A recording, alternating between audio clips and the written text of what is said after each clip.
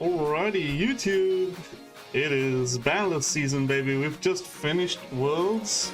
Huge congratulations to all the duelists who competed. Was very fun, actually. A lot more fun this year around than it has been in past years, at least. And I'm looking forward to the future of Duel Links. I'm more invigorated now than I have been for the past few weeks, but you can't blame me.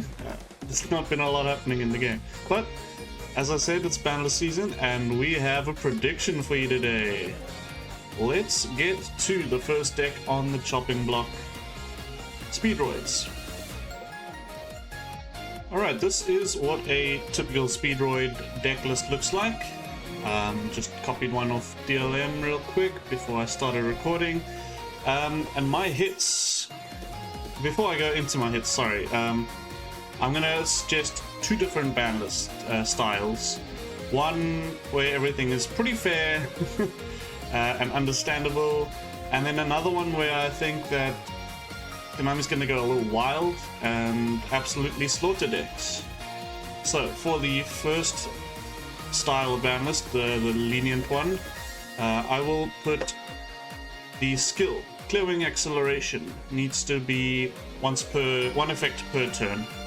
I've always said that skills need to be once per turn. They either provide consistency or power, not both in one. So separating the effects into one each turn would do a whole lot in slowing the deck down and not allowing as much follow-up while putting up insane boards, which it is doing right now. Along with the skill hit, I suggest a limit 2-on-2 puzzle. Not a very popular theory. I haven't heard a lot of people wanting this card to be hit, but a limit 2 to puzzle cuts down yo-yo to 1. I really think you do still run puzzle. And yeah, you drop one yo-yo and then you have to put in another card. Probably another back row of some sort. Unfortunately that's the case with this hit, but I think that's the fairest thing to do to this deck.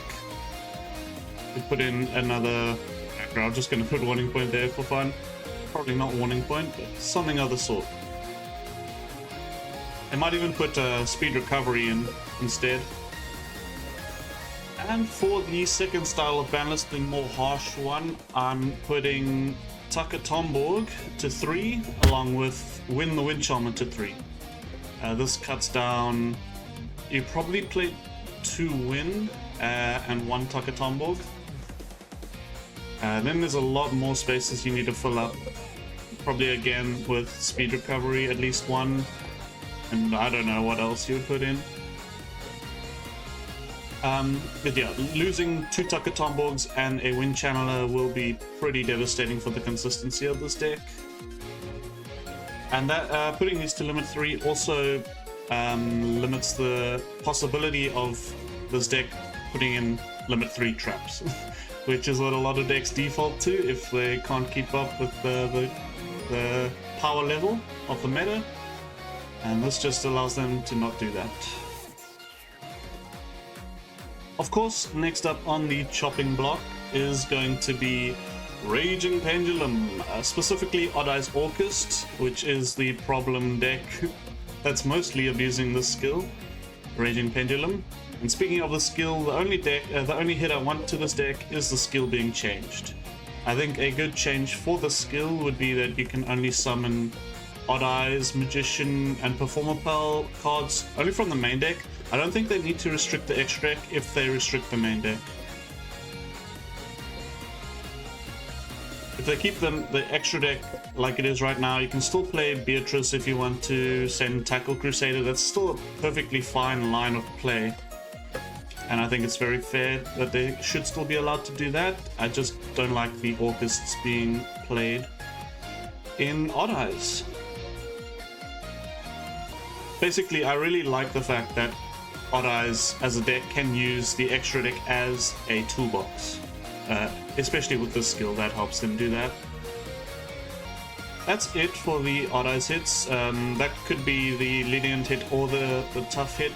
I really think that solves the whole issue of Raging Pendulum as a problem.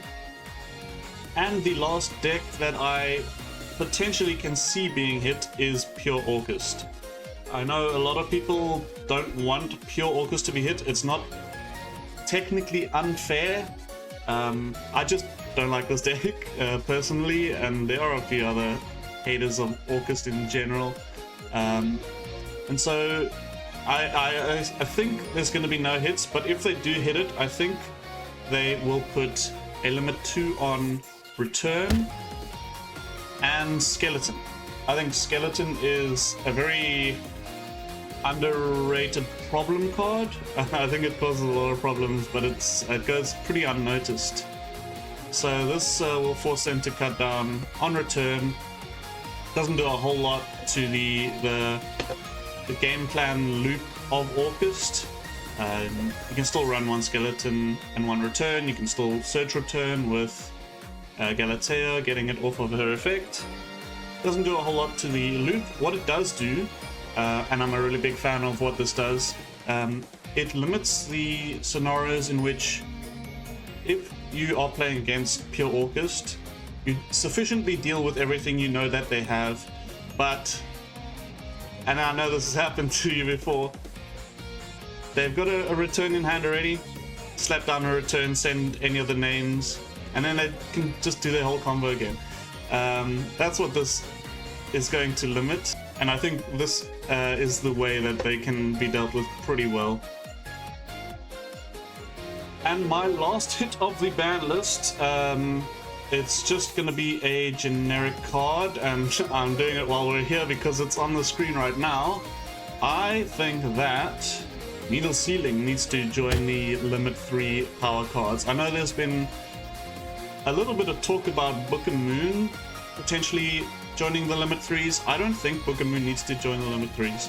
I think Needle Ceiling needs to join the limit 3s above any other staple spell or trap. I think Needle Ceiling needs to join them.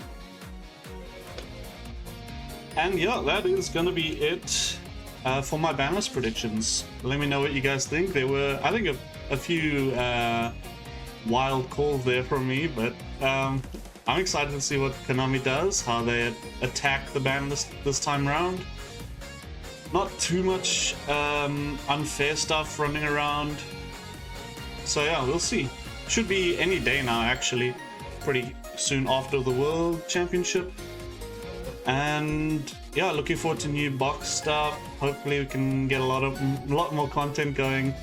I know everybody's been starving for content, and I'll see you guys in the next video. Peace out.